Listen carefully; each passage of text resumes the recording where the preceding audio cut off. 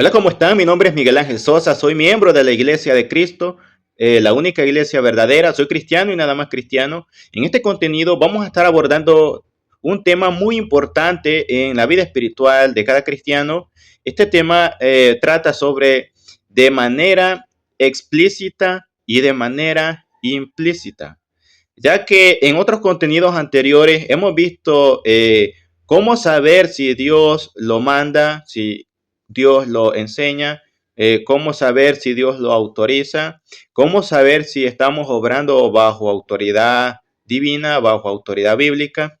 En otros contenidos hemos dejado claro que Dios revela su santa voluntad a través de cuatro vías. Número uno, por mandamiento directo. Número dos, por declaración directa. Número 3, por ejemplo apostólico. Número 4, por implicación divina, donde hay una inferencia lógica. Entonces, en este contenido, repito, vamos a estar viendo este tema, que Dios revela su santa voluntad de manera explícita y de manera implícita. Ahora bien, quizás estas palabras les suenen raras, quizás nunca las había escuchado, o quizás sí, pero no sabe lo que significa.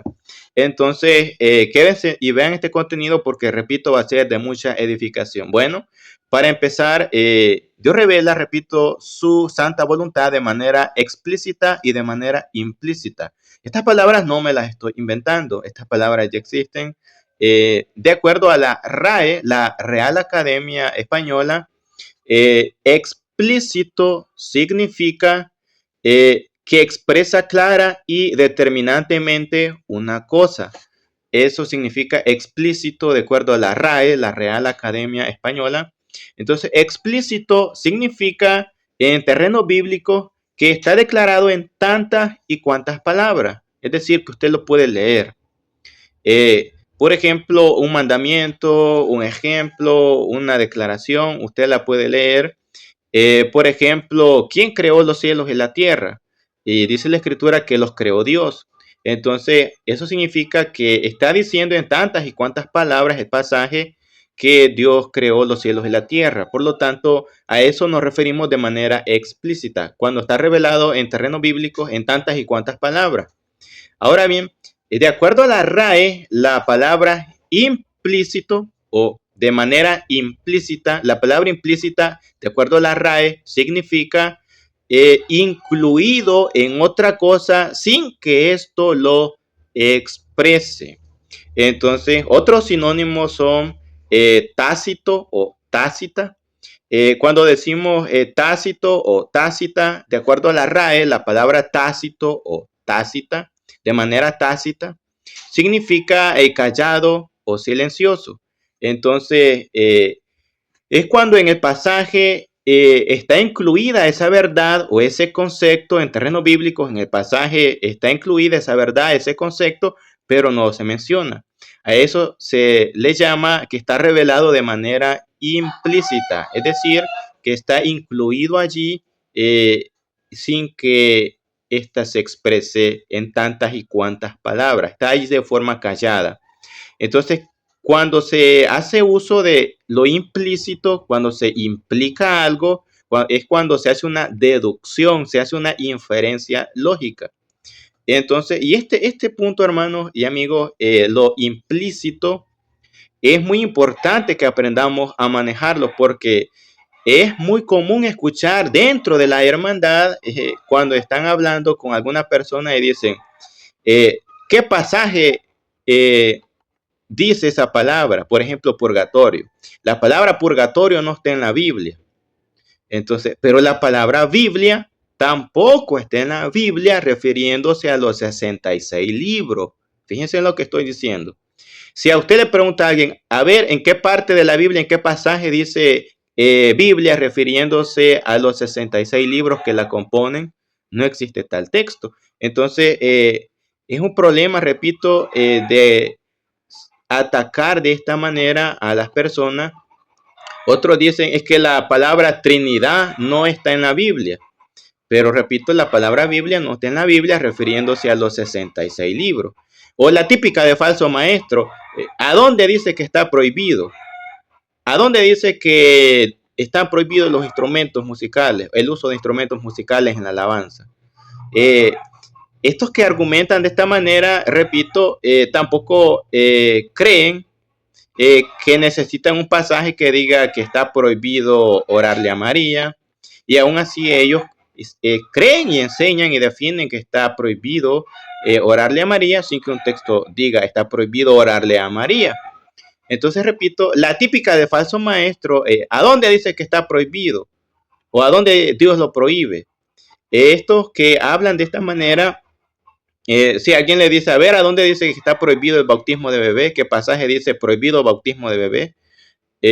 Tampoco tienen un pasaje. Entonces, hermanos, repito, para no caer en este tipo de errores, para ser lógicos, para ser coherentes, tenemos que tener bien claro que Dios revela su santa voluntad de manera explícita y de manera implícita. De manera explícita es en terreno bíblico cuando está revelado en tantas y cuantas palabras, usted lo puede leer. De manera implícita significa que está incluido en el pasaje, está allí de manera silenciosa, no se menciona la palabra o el concepto, pero allí está. Entonces, por ejemplo, los hermanos, es muy común escuchar que dicen el plan de salvación. Y ahí enseñan que es oír, creer, arrepentirse, confesar nuestra fe públicamente, creyendo que Jesucristo es el Hijo de Dios y ser bautizado para el perdón de pecados. A estos actos de obediencia se le llama plan de obediencia. Más sin embargo, no va a hallar ni un pasaje que diga el plan de salvación. Y aún así los hermanos usan esta frase. También los hermanos dicen la era patriarcal. Ni un texto dice era patriarcal. Entonces, pero los hermanos creen en esta verdad sin que ningún texto diga o mencione esta palabra. Entonces, repito, ahí es cuando se hace uso de la forma implícita, que el concepto está implicado porque hay un tiempo, un periodo en el cual Dios trató con los jefes de familia, con los padres, con los patriarcas. Podemos citar a Noé con el arca, podemos citar al padre Abraham, podemos citar a Jacob y muchos más a este periodo en el cual Dios, repito, se comunicaba con los jefes de las familias, con los patriarcas. A este periodo se le llama era patriarcal. ¿La palabra está en la Biblia? No, pero el concepto sí. ¿Está la palabra plan de salvación en la Biblia? No, pero el concepto sí. Entonces, de la misma forma, la palabra Trinidad no está en la Biblia, pero el concepto sí está enseñado en la Escritura. Y así, ¿verdad? Por poner algunos ejemplos. Así que, y de hecho, la palabra Biblia no está en la Biblia, refiriéndose a los 66 libros que la componen, pero obviamente por el uso y el concepto se entiende que se puede aplicar la palabra Biblia a referirse a los 66 libros de los cuales está compuesta. Bueno, entonces me he tomado el tiempo para explicar lo mejor que se pueda esto, porque, repito, es necesario que lo tengamos claro, que cuando Dios revela de forma o de manera explícita, cuando usted lo puede leer el pasaje en tantas y cuantas palabras, que es cuando Dios ha revelado su voluntad de manera implícita, cuando está allí incluido en otra cosa en el pasaje, pero ahí está esta verdad, cuando está incluido allí el concepto o la palabra, cuando se hace uso de una palabra enseñando un concepto, por ejemplo, Santísima Trinidad, plan de salvación, era patriarcal, Santa Cena, no hay un pasaje que diga Santa Cena, más los hermanos creen en la Santa Cena, entonces ahí es cuando hacemos uso de la forma en la cual Dios ha revelado su santa voluntad de manera implícita, se implica el concepto Santa Cena, aunque un pasaje no lo diga en tantas y cuantas palabras. Entonces, ahora sí, vamos a ver ya con ejemplos bíblicos la forma en la cual Dios revela su santa voluntad de manera explícita en tantas y cuantas palabras usted lo puede leer. Por ejemplo, ¿cómo sabe usted que Dios creó los cielos y la tierra? Dice en Génesis 1:1, dice, en el principio creó Dios los cielos y la tierra. Entonces Dios enseña en este pasaje de manera explícita en tantas y cuantas palabras, usted lo puede leer, que dice que Dios creó los cielos y la tierra. Por lo tanto, ¿quién creó los cielos y la tierra? Dios. Entonces está revelado de una manera explícita. Es cuando usted lo lee en tantas y cuantas palabras. A eso se refiere. Otro ejemplo es ¿Cómo creemos o por qué creemos o cómo sabemos que las cartas paulinas son palabra de Dios? Dice en primera carta de Corintios, capítulo 14, pasaje 37, dice, si alguno se cree profeta o espiritual, reconozca que lo que os escribo son mandamientos del Señor. Dice Pablo que él escribía mandamientos del Señor. Por lo tanto, las cartas paulinas son palabra de Dios, son la voluntad de Dios. Y aquí Pablo, el apóstol, lo está diciendo de una manera explícita. Esto es, en tantas y cuantas palabras él está diciendo, reconozcan que lo que os escribo son mandamientos del Señor, palabra de Dios.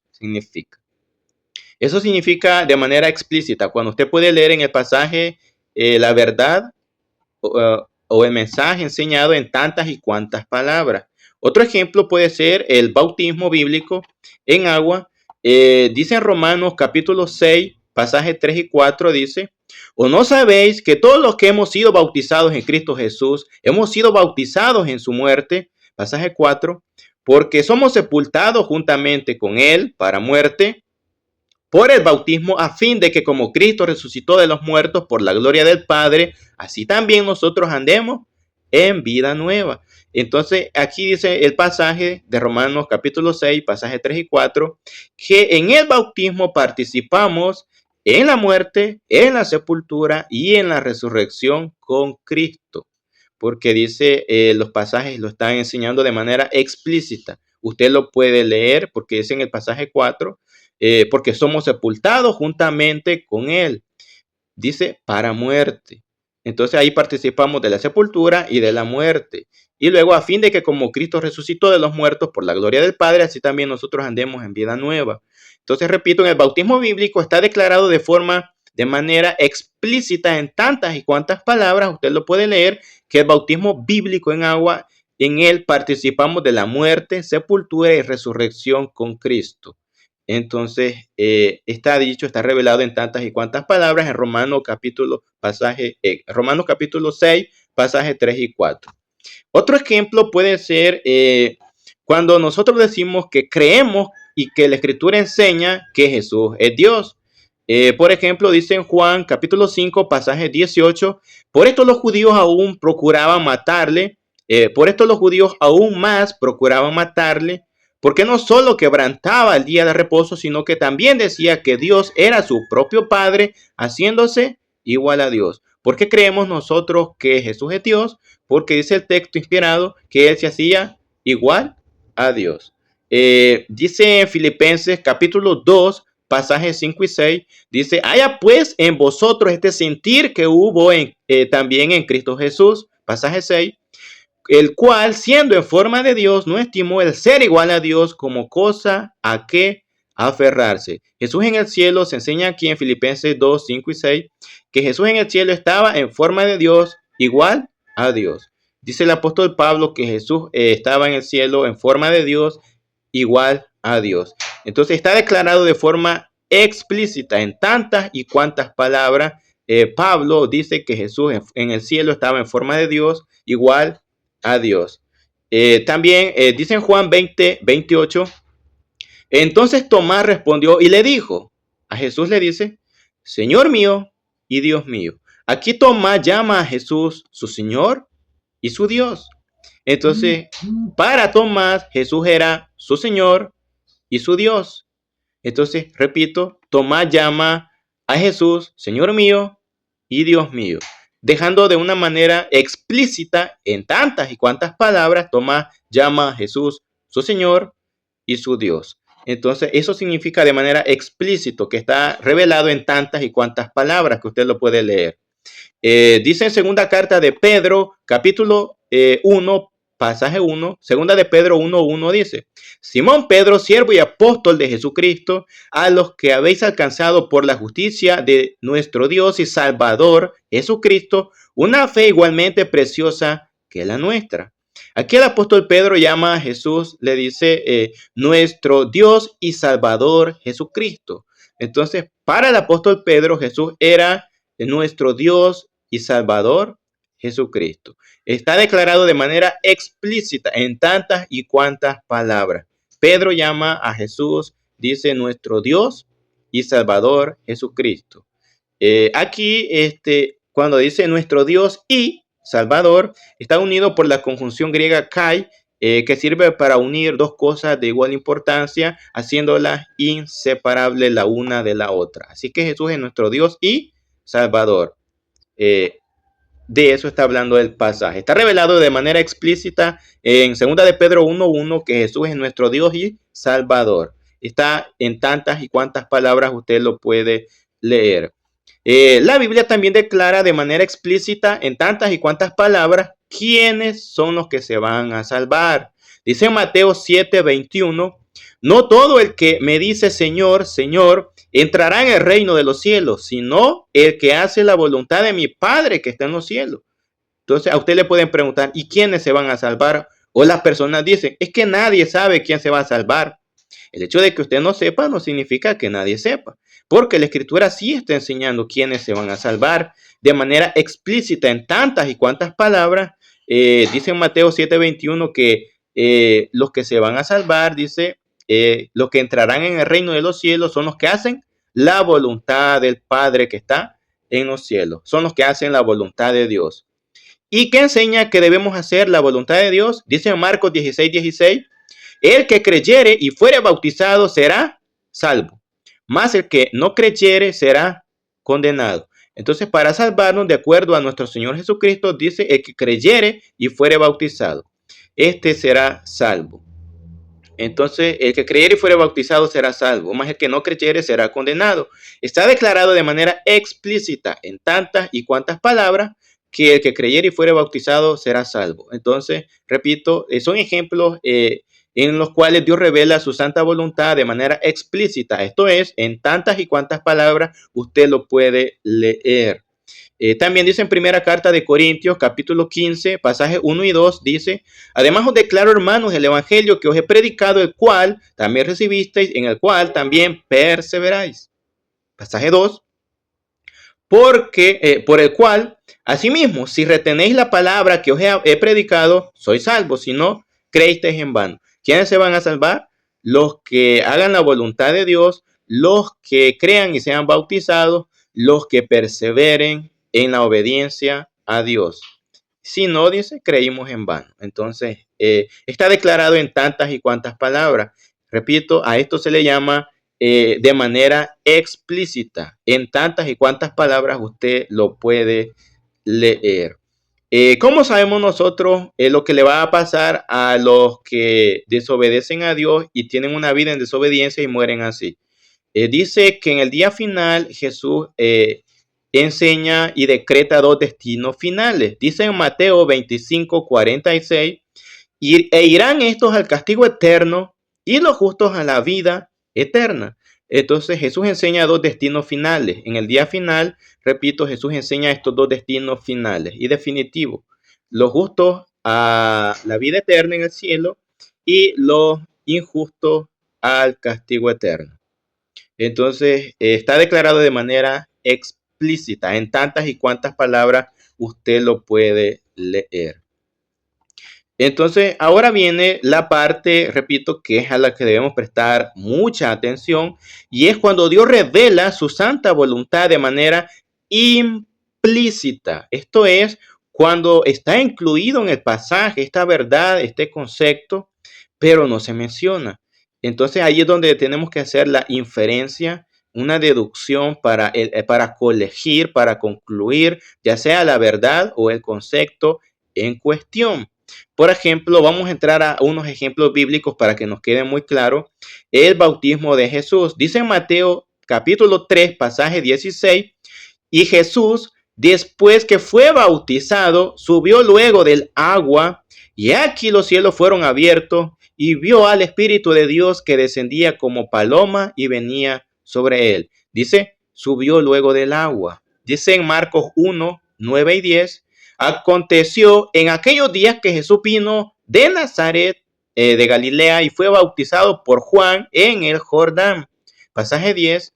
Y luego, cuando subía del agua, vio abrirse los cielos y al Espíritu como paloma que descendía sobre él. Ahora bien, este pasaje enseña una verdad de manera implícita. Es decir, la verdad o el concepto allí está en el pasaje, pero está de forma silenciosa. Está incluido en otra narrativa. En lo que el pasaje dice, de ahí se desprende una implicación. ¿Cuál es esta?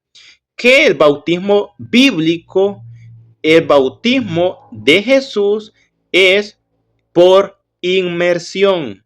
Repito, este pasaje está enseñando de manera implícita, se implica, está allí, aunque no esté la palabra, pero se concluye, se colige, está ahí de manera tácita, de manera silenciosa, pero se sobreentiende. ¿Por qué? Porque cuando dice el pasaje, subió del agua, fíjese bien, subió del agua, ¿y quién puede subir del agua sino aquel que bajó al agua? Entonces, esto nos enseña que, aunque no diga que Jesús bajó al agua, pero cuando dice que subió del agua, entonces ahí nos está enseñando de manera implícita, se implica que Jesús bajó al agua. Y entonces, y la palabra bautismo, recordemos que significa inmersión, sumersión, sumergir. Entonces, esto es cuando la persona baja al agua y sube del agua completamente. Además, la figura que la escritura enseña es ser sepultado en agua en Romanos capítulo 6. Entonces, repito, el bautismo bíblico de Jesús enseña que cuando dice subió del agua, esto nos enseña que Jesús bajó al agua, porque no puede subir alguien del agua sino antes bajó. Entonces, repito, eso está de manera implícita, se implica que Jesús bajó al agua, porque el texto dice que subió. Y dice que fue bautizado, esto significa fue sumergido en agua.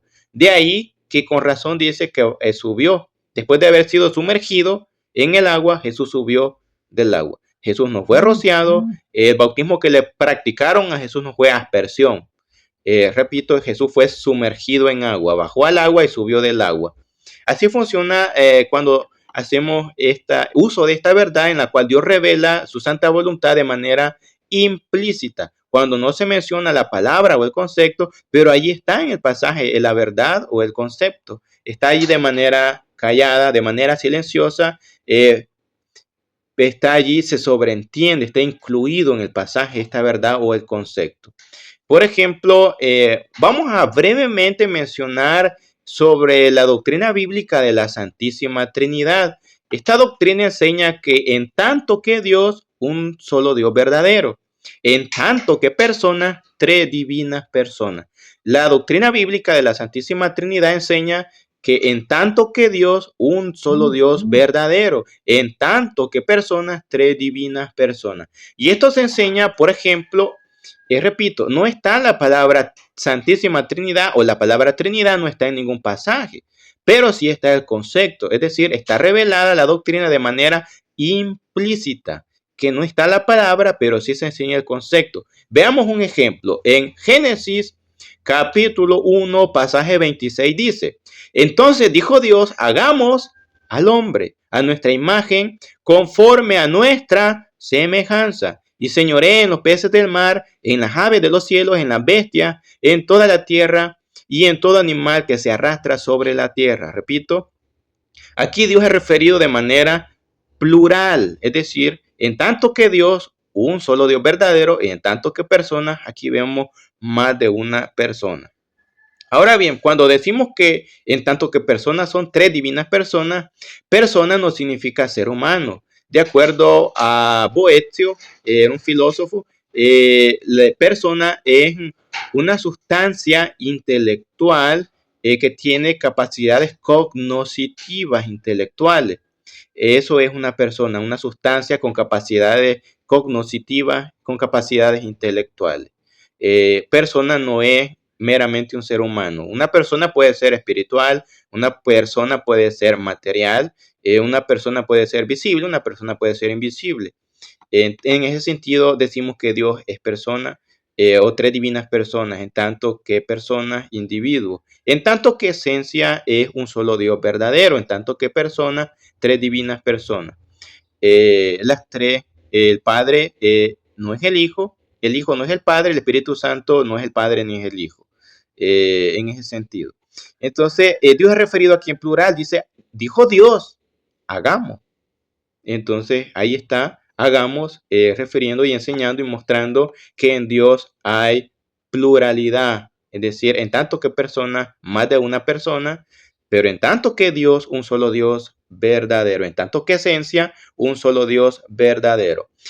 Por ejemplo, en Zacarías capítulo 2, pasaje 8 y 9 dice, Zacarías 2, 8 y 9 dice, porque así ha dicho Jehová de los ejércitos. Veamos qué es lo que ha dicho Jehová. Y lo que Jehová ha dicho es lo siguiente. Tras la gloria me enviará. Ojo, Jehová está diciendo, tras la gloria me enviará. Jehová está declarando que va a ser enviado. Dice, tras la gloria me enviará él a las naciones que os despojaron, porque el que os toca, toca a la niña de su ojo. Pasaje 9. Porque he aquí yo alzo mi mano sobre ellos y serán despojo a sus siervos y sabréis que Jehová de los ejércitos me envió. En el pasaje 8, en Zacarías 2:8, Jehová dice que va a ser enviado y en Zacarías 2:9 dice que Jehová lo envió. Entonces, aquí hay una interacción de dos seres, uno que es enviado y uno que envía. Y los dos reciben el nombre de Jehová. Muchos dicen equivocadamente, es que allí dice o se enseña que Jehová envió a Zacarías. Pero si usted se fija, Jehová está diciendo en el pasaje 8 que va a ser enviado, no Zacarías. Entonces, repito, ahí se ve interactuando dos seres, uno que envía y el otro que es enviado, y ambos reciben el título sagrado, el nombre de Jehová. Esto es una profecía del Padre enviando al Hijo, porque y la vemos cumplida en Juan 12:49, por ejemplo, dice Juan 12:49, porque yo no he hablado por mi propia cuenta, el Padre que me envió, Él me dio mandamiento de lo que he de decir y de lo que he de hablar. Entonces Jesús dice que fue enviado por el Padre. En Zacarías 2:8 dice que Jehová va a ser enviado por Jehová. Dice, así ha dicho Jehová, tras la gloria me enviará. Y ya en el pasaje 9 dice, y sabréis que Jehová me envió. Entonces Jehová envía a Jehová. Es una profecía, repito, del Padre enviando al Hijo. Entonces vemos que dos seres reciben el título o el nombre de Jehová. Entonces en Jehová vemos que no hay solo una persona. En tanto que Dios, y sí es un solo Dios verdadero, en tanto que personas son tres divinas personas. Dice en Primera de Juan, capítulo 5, pasaje 7, Primera de Juan 5:7 dice, porque tres son los que dan testimonio en el cielo, el Padre, el Verbo y el Espíritu Santo, y estos tres son uno. Entonces aquí vemos que se enseña el concepto de la doctrina bíblica de la Santísima Trinidad, en tanto que personas, tres divinas personas, en tanto que Dios, un solo Dios verdadero. Entonces eso enseña la doctrina bíblica de la Santísima Trinidad. También podemos citar Mateo capítulo 3, pasajes 16 y 17 dice, Mateo 3, 16 y 17. Y Jesús, después que fue bautizado, subió luego del agua, y aquí los cielos le fueron abiertos, y vio al Espíritu de Dios que descendía como paloma y venía sobre él. En el pasaje 17, y hubo una voz de los cielos que decía, este es mi Hijo amado, en quien tengo complacencia. Entonces aquí vemos que el Padre no es el Hijo ni el Espíritu Santo, que el Hijo no es el Padre ni el Espíritu Santo y que el Espíritu Santo no es el Padre ni el Hijo. Aquí los vemos interactuando a los tres. Por ejemplo, el que está subiendo del agua es Jesús. El que está descendiendo en forma corporal como paloma es el Espíritu Santo y el que habla desde los cielos es el Padre. Entonces aquí se enseña la individualidad de personas. El Padre no es el Hijo, repito, el Hijo no es el Padre y el Espíritu Santo no es el Padre ni el Hijo. Entonces, un solo Dios verdadero, en tanto que esencia, en tanto que naturaleza, en tanto que personas, tres divinas personas. Entonces, la palabra Trinidad nos enseña, nos habla de que hay un solo Dios verdadero y en este Dios verdadero, en tanto que personas, encontramos tres divinas personas. Bien, hasta aquí nos vamos a quedar. Ahora ya tenemos una idea de lo que es o a lo que nos referimos cuando decimos que Dios ha revelado su santa voluntad de manera explícita. Esto es, Cuando usted lo puede leer en los pasajes en tantas y cuantas palabras, que Jesús murió, que Dios creó los cielos y la tierra, que en el bautismo participamos de la muerte, sepultura y resurrección, quienes se van a salvar, los que hacen la voluntad del Padre, etcétera, etcétera, etcétera. Eso sí, a eso se le llama cuando usted lo lee en tantas y cuantas palabras de manera explícita. Y también ya estuvimos aprendiendo de cuando Dios revela su santa voluntad de manera implícita. Cuando en el pasaje se enseña una verdad, un concepto, aunque no se mencione, pero en tantas y cuantas palabras, pero se entiende, pero ahí está de manera callada y silenciosa. Está allí y se hace una implicación, se deduce lógicamente que ahí está la verdad. Por ejemplo, la era patriarcal se puede deducir, el plan de salvación se puede deducir, que la Biblia lo enseña, también se puede deducir que la Biblia enseña la doctrina bíblica de la Santísima Trinidad. También la Biblia enseña la Santa Cena y así, ¿verdad? Entonces, nosotros como cristianos debemos aceptar que Dios revela su santa voluntad de manera explícita y de manera implícita. ¿Y para qué me sirve todo esto? Bueno, es lo siguiente, que de aquí en adelante usted ya no va a decir, a ver, ¿en qué pasaje dice? O en qué pasaje dice que está prohibido, porque usted está pidiendo una evidencia explícita. Usted lo que tiene que hacer es en qué pasaje está declarado de manera explícita o de manera implícita. Y ahí todo cambia, porque usted está aceptando correctamente que Dios declara su santa voluntad de manera explícita y de manera implícita. Por ejemplo, usted le puede decir a un católico, a ver, ¿a dónde se enseña el purgatorio en la Biblia? ¿En qué pasaje se enseña el purgatorio en la Biblia? ¿Qué pasaje enseña el purgatorio? ¿A dónde está enseñado de manera explícita o de manera implícita? Ahí todo cambia, porque si usted le dice a un católico, a ver, ¿a dónde dice en la Biblia la palabra purgatorio? El católico le va a decir, a ver, ¿a dónde dice en la Biblia la palabra Biblia refiriéndose a los 66 libros? A ver, ¿a dónde dice en la Biblia era patriarcal? A ver qué pasaje dice plan de salvación, en qué texto dice la Santa Cena. Y usted cree en eso, aunque la palabra no esté. Entonces, repito, son errores comunes que las personas cometen por no dominar este tema, que Dios revela, repito, su santa voluntad de manera explícita, esto es en tantas y cuantas palabras, y también Dios revela su santa voluntad de manera implícita. Esto es cuando en el pasaje se enseña esa verdad o ese concepto. Entonces, repito, de aquí en adelante usted le va a decir a cualquiera, a ver, ¿a dónde se enseña el purgatorio? A ver dónde está declarado de manera explícita o de manera implícita. A ver, y ya todo cambia, porque usted, repito, está aceptando la declaración explícita y la declaración implícita. Entonces, y así usted puede también enseñar, por ejemplo, cuando a nosotros nos dicen, pero es que la palabra Trinidad no está en la Biblia. Y usted dice, bueno, no está de manera explícita la palabra, el concepto, pero sí de manera implícita sí se enseña el concepto. Y luego usted cita toda la evidencia. Entonces, repito, hermanos, espero que esto les ayude para no cometer este tipo de errores tan comunes. Mi nombre es Miguel Ángel Sosa, que el Señor les bendiga.